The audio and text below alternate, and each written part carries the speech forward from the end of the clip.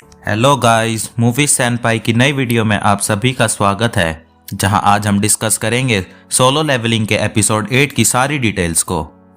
Episode की शुरुआत में जिनवू अपनी मॉम के पास हॉस्पिटल में बैठा था। जिनवू एलिक्सर ऑफ लाइफ के बारे में सोच रहा था। शायद इसकी मदद से मैं अपनी मॉम को ठीक कर सकता हूँ। एलिक्सर ऑफ लाइफ के लिए मुझे 3 इंग्रेडिएंट्स की ज़रूरत है और मेरे पास फ़िलहाल एक भी नहीं है, पर मुझे पता है कि वो कहाँ मिलेंगे। और अगर मैं बिना स्ट्रॉन्ग हुए उस कैसल के अंदर गया तो वो सुसाइड होगा, तो मुझे अपना लेवल अप करना ही होगा। यहाँ जिनवू कैफ़े में यो से मिलता है और उसके ऑफर को एक्सेप्ट करता है। यो काफ़ी खुश था। जिनवू कहता है कि मैं तुम्हारी उन 19 सी रैंक मिशंस को पूरा करने में हेल्प करूँगा, पर मेरी एक कंडीशन है। यो कहता है हाँ बताओ। जिनवू कहता है कि उन डंजन्स में सिर्फ हम दोनों जाएंगे। ये सुनकर यो हैरान हो जाता है। यो कहता है पर सी रैंक डंजन्स में एंटर करने के लिए 8 मेंबर्स होने चाहिए। जिनवू कहता है तो हम उन्हें हायर कर लेंगे, जैसे डोंगसुक करता था। इसे इस तरह सोचो, अगर हम दोनों उन 19 रेड्स के लिए जाएंगे तो हम उन्हें बिना किसी ट्रेजेडी के क्लियर कर सकते हैं। और एक ऐसी टीम जो बिना इंजरी के 19 मिशंस को पूरा कर सकती है, तुम्हारे डैड को इम्प्रेस करने के लिए काफ़ी है। यो कहता है चलो फिर करते हैं बॉस, मैं बाकी मेंबर्स और किट का इंतज़ाम कर लूँगा। इधर चारा रनिंग कर रही थी कि वो नोटिस करती है कि कोई उसे देख रहा था। चा उसे सामने आने को कहती है। वो बंदा कहता है कि मैं तो बस आपसे बात करने का सही मौका ढूंढ रहा था। मुझे उम्मीद है कि आप मुझे इंटरप्ट करने के लिए माफ़ करेंगी। ये मेरा कार्ड है। यो अपने फादर के साथ कहीं जा रहा था। उसके फादर कहते हैं गेट्स को अपीयर हुए 10 साल से भी ज़्यादा हो चुके हैं। ये दुनिया तब से बहुत ज़्यादा बदल चुकी है। इंफ्रास्ट्रक्चर, इकोनॉमिक्स, मीडिया, यहाँ तक कि पॉलिटिक्स भी। इन डंजन्स ने वो सारी चीज़ें चेंज कर दी हैं। हमारा इंफ्रास्ट्रक्चर और ज़िंदगी की फाउंडेशन सब उन डंजन्स के रिसोर्सेज पर डिपेंड करती है, और सिर्फ हंटर्स ही उन रिसोर्सेज को वहाँ से ला सकते हैं। और उन हंटर्स को जो मैनेज करता है उन्हें हम हंटर एसोसिएशन कहते हैं। हंटर एसोसिएशन वाले अवेकन लोगों को अलग अलग रैंक्स में डिवाइड कर देते हैं। जो भी गेट ऑक्शन के लिए नहीं जाते हैं उन्हें मैनेज करती है, यहाँ तक कि अगर डंजन ब्रेक हो जाए तो उससे डील भी करती है। पर इस एसोसिएशन का काम स्टेट के काम से ज़्यादा नहीं है। इन डंजन्स के रिसोर्सेज मेनली गिल्ड कलेक्ट करते हैं, जो कि इन हंटर्स को इस काम के लिए हायर करते हैं। ये गिल्ड्स डंजन्स के रिसोर्सेज को कलेक्ट करके और भी अमीर होते जा रहे हैं, और इन सभी गिल्ड्स में से hunters guild, white tiger guild, the reaper guild, the fame guild और द नाइट गिल्ड ये हैं जो इस कंट्री के सबसे बड़े गिल्ड्स हैं। डंजन रिलेटेड प्रॉफिट में इनकी ही मोनोपोली है, और मैं ये चुपचाप नहीं देख सकता। हमने इस कंट्री के लिए बहुत कुछ किया है, तो ये हमारी रिस्पॉन्सिबिलिटी है कि इस चीज़ को भी हम हैंडल करें, और इसे पूरा करने के लिए हमें अपनी गिल्ड बनानी होगी। यो सोचता है ये सच भी है, तो एस रैंक हंटर्स को मेरे भाई के बिजनेस पार्टनर की तरह रिक्रूट करने के लिए रिस्क है, जो कि सिर्फ मेरे लिए नहीं है। यहाँ जिनवू अपने क्वेस्ट को पूरा कर लेता है, और इस बार सिस्टम उसके एक्स्ट्रा वर्कआउट को काउंट नहीं करता। तब जिनवू सोचता है मैं तो उम्मीद कर रहा था कि कैसल की तरह इस बार भी मुझे कुछ वैल्यूएबल मिलेगा, पर रुको, शायद रेगुलर लूट बॉक्सेस में मुझे कोई की मिल जाए। तब जिनवू को अपने बॉक्सेस में एक बिंगो कार्ड मिलता है। जिनवू अपने स्टैट्स देखता है और सोचता है इस तरह से तो मैं जल्दी लेवल अप नहीं होऊंगा, पर मुझे सी रैंक डंजन्स में जाने के लिए यो का वेट करना होगा।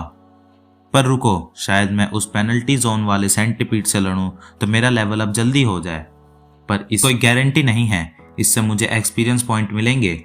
तब जिनवू को हंटर एसोसिएशन की तरफ से एक डी रैंक डंजन में जाने की रिक्वेस्ट आती है।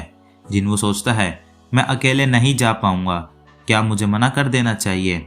मेरे ख्याल से कुछ ना करने से तो ये अच्छा ही है। इधर हम देखते हैं कि सॉन्ग का स्टूडेंट उसे कहता है मास्टर, मैं आपके सामने कुछ भी नहीं हूँ, ये तो शर्म की बात है कि मैंने आपको हराने की सोची। सॉन्ग कहता है तुम्हें अब भी चिंता होती है, अब तो मुझे अपना हाथ खोए काफ़ी महीने हो चुके हैं। तभी सॉन्ग को भी डी रैंक डंजन जाने की रिक्वेस्ट आती है। स्टूडेंट कहता है मास्टर, आपको नहीं लगता आपको रिटायर हो जाना चाहिए? तब सॉन्ग को कार्टनन टेम्पल की याद आ जाती है, और वो कहता है तुम्हारी बात में दम है, वैसे भी एक बूढ़ा आदमी जो अपना हाथ खो चुका है दूसरों की क्या ही मदद कर पाएगा। तब उसका स्टूडेंट कहता है सर, मेरा मतलब ये नहीं था। सॉन्ग कहता है भले ही मैंने एक हाथ खो दिया है, पर मैं उस दिन बच गया था।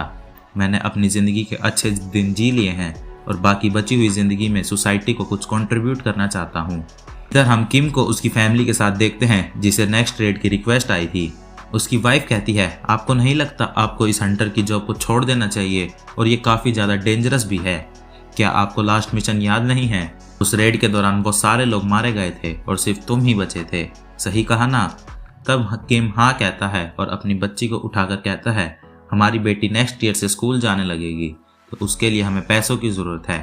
मैं बिल्कुल ठीक रहूँगा, और वैसे भी हंटर एसोसिएशन वाले मेरे जैसे लो रैंक हंटर को डेंजरस रेड्स पर नहीं भेजते। वो दिन बस एक्सेप्शन था। उसकी वाइफ उसे ध्यान रखने को कहती है। यहाँ हंटर एसोसिएशन में योनहू चोई से कहता है, आखिरकार तुमने किन पागलों को इकट्ठा कर लिया है? तब चोई कहता है, आखिरकार तुम क्या कह रहे हो? योनहू कहता है, मुझे विश्वास नहीं होता तुमने मुझे उस इंटरव्यू में फंसा दिया था, उससे मेरा कितना टाइम वेस्ट हुआ।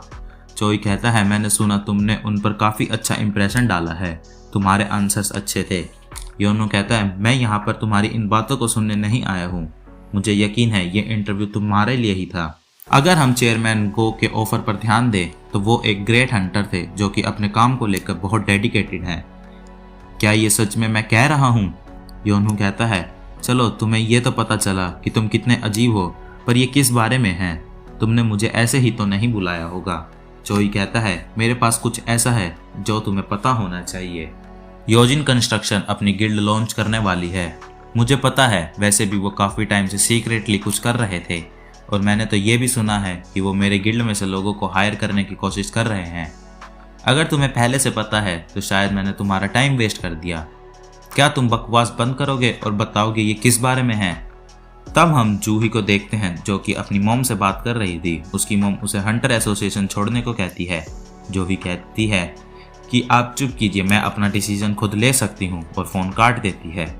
जूही रोते हुए कहती है, क्या मैं सच में उनके रास्ते में आती हूँ? मुझे थोड़ी और कोशिश करनी चाहिए। तब जूही को भी डी रैंक डंजन का मैसेज आता है। यहाँ चा चोई के पास जा रही थी और उसे रास्ते में योनहू दिखाई देता है। तब चोई कहता है, हंटर चा, मैं आपकी कैसे मदद कर सकता हूँ? वो बताती है कि जब मैं ट्रेनिंग कर रही थी तो मुझे योजिन कंस्ट्रक्शन की तरफ से एक पर्सन ने अप्रोच किया था। वो शायद एक न्यू गिल्ड लॉन्च करने वाले हैं और वो चाहते हैं कि मैं उनकी गिल्ड की मास्टर बनूं। अगर तुमने मुझे ये बताया है तो मतलब तुमने मना कर दिया। तब चा हाँ कहती है। तब चोई उसके लिए थैंक यू कहता है। चा कहती है, मैंने रास्ते में प्रेसिडेंट योनहू को देखा था, आखिरकार आप दोनों क्या बात कर रहे थे? तब हमें उनकी कन्वर्सेशन दिखाई जाती है। तब चोई कहता है, तुम जेजू आइलैंड के बारे में क्या सोचते हो? जेजू आइलैंड, आखिर तुम उसके बारे में क्यों पूछ रहे हो? चोई बताता है, जब से वो रेड फेल हुई है उस आइलैंड को सील कर दिया गया है और उस पर बस दूर से निगरानी रखी जाती है, और हर साल लोगों को वहाँ की एक अपडेट दी जाती है। लोग उस आइलैंड और उसके डर को भुलाने की कोशिश कर रहे हैं, पर क्या तुम इसके लिए उन्हें ब्लेम कर रहे हो? चोई कहता है, चाहे गिल्ड्स कितने कॉमन बन जाए और इंसान के अल्टीमेट वेपन्स के तौर पर मेरी जितनी भी तारीफ की जाती हो, पर मैं फिर भी उस आइलैंड को नहीं भूल सकता, और ना ही जो वहाँ पर हुआ था। मैं फ्यूचर में उस आइलैंड को क्लियर करना चाहता हूँ, और इसके लिए मुझे तुम्हारे और बाकी लोगों की मदद है। हमें ताकत, हमारे साथी और लोगों का सपोर्ट चाहिए। तो तुमने इसी वजह से वो इंटरव्यू रखा था कि तुम नए हंटर्स को ट्रेन कर सको? चोई पूछता है, क्या कुछ ऐसा है जो तुम उस आइलैंड पर छोड़ आए? तब योनू को अपने साथी की मौत याद आती है और वो उसे याद करते हुए ड्रिंक कर रहा था। यहाँ हम जिनवू को देखते हैं जो अपने नेक्स्ट मिशन पर जा रहा था। उसकी बहन कहती है, यकीन नहीं होता तुम वही हो जो रेड से इतना जख्मी होकर आते थे कि हफ्तों तक हॉस्पिटल में पड़े रहते थे। लगता है वो ट्रेनिंग काम कर रही है। जिनवू कहता है, चाहे जो भी हो, मैं ठीक ठाक कमाने लगा हूँ। तब वो वहाँ से जाने लगता है, पर उसकी बहन कहती है, अपना सामान तो लेकर जाओ।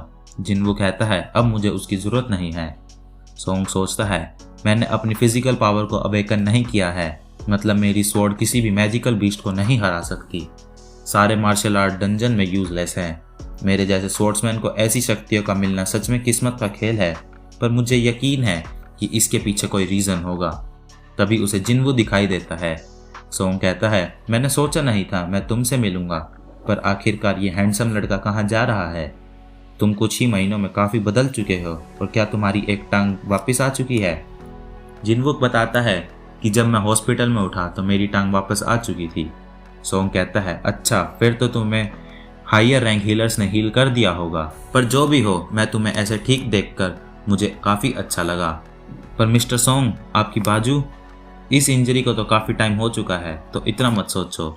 तुम्हें पता है हंटर एसोसिएशन में से किसी ने मुझे बताया था कि तुम जिंदा हो। जिन्वो पूछता है आप यहाँ क्या कर रहे हो।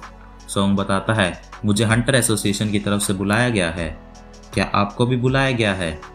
तब वो एक डंजन के पास पहुंचते हैं। तब वो नोटिस करते हैं कि कार्टिनन टेम्पल के सभी सर्वाइवर्स वहां मौजूद थे। सोंग सोचता है उस दिन खुद को बचाने के लिए हमने जिन्वू को सैक्रिफाइस किया था।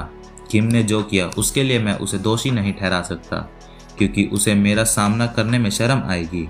यहाँ जूही जिन्वू को देखकर काफ़ी खुश थी। जूही कहती है जिन्वू ये तुम हो, तुम तो बिल्कुल डिफरेंट लग रहे हो, तुम लंबे हो गए हो और तुम्हारा पैर भी ठीक हो गया है। तब एक गाड़ी आकर उनके पास रुकती है। उस वैन में से कुछ क्रिमिनल्स बाहर आते हैं जो जूही को छेड़ने लगते हैं। एक क्रिमिनल कहता है क्या तुम कपल हो। कैंग उन्हें चुप कराकर कहता है तुम लोगों को छुट्टियों पर नहीं लाया गया है। तब हंटर एसोसिएशन की रिप्रेजेंटेटिव बताती है कि ये कैदी आज की रेड में आपका साथ देंगे। तब सोंग कहता है हम क्रिमिनल्स के साथ लड़ेंगे। वो लड़की कहती है ये चाहे क्रिमिनल्स है पर ये यहाँ अपनी सज़ा को कम करवाने आए हैं, इसलिए ये प्रॉब्लम नहीं होंगे। हमारे पास इस जगह हंटर्स की कमी है और उम्मीद है आप समझोगे। आपके साथ कैंग भी इसके साथ जाएगा जो एक बी रैंक हंटर है, और वर्स्ट केस में वो 3 सी रैंक हंटर्स को तो हैंडल कर ही लेगा। जिन्वू कहता है मुझे नहीं पता कि ये अच्छा आइडिया है, पर जूही तुम्हें हमारे साथ नहीं आना चाहिए। जूही कहती है कि तुम जाओगे तो मैं भी आऊँगी। क्रिमिनल्स फ्री होकर खुश हो रहे थे और वो कहता है हम यहाँ नौकर नहीं हैं। कैंग कहता है चुप कर जाओ, तुम्हें पता है ना अगर तुमने बिहेव नहीं किया तो तुम्हारे साथ क्या होगा। तब वो जिन्वू और सोंग के पास आकर कहता है मैं Kang, Hunter association surveillance team का इंस्पेक्टर, मैं उन्हें संभाल लूंगा, तो तुम रिलैक्स रहो। तो ये बताओ आज की रेड को लीड कौन करेगा। सोंग कहता है जिन्वू अगर मैं लीड करूं तो कोई दिक्कत तो नहीं। जिन्वू कहता है नहीं। सोंग कहता है मुझे चांस देने के लिए शुक्रिया। उस दिन 7 लोग मेरी वजह से मारे गए थे, मैं वहां पर किसी को नहीं बचा पाया। उस दिन सिर्फ हम 6 लोग ही बचे और वो भी तुम्हारी वजह से। दूसरों का लीडर होने के हक से मुझे कहने दो मैं तुम्हारा शुक्रगुजार हूँ। मिस्टर सोंग आपको ये कहने की जरूरत नहीं है। सोंग किम से पूछता है तुम्हें मेरे लीडर होने से कोई प्रॉब्लम तो नहीं है। किम कहता है चलो आगे बढ़ें, और कैंग जिन्वू को घूर रहा था। सोंग कैंग से कहता है इस डंजन की लीड को मैं संभालूंगा। तब वो लोग उस डंजन के अंदर जाने लगते हैं और एपिसोड यहीं खत्म हो जाता है। Wasted breath, struggle with every step, and I cannot get away.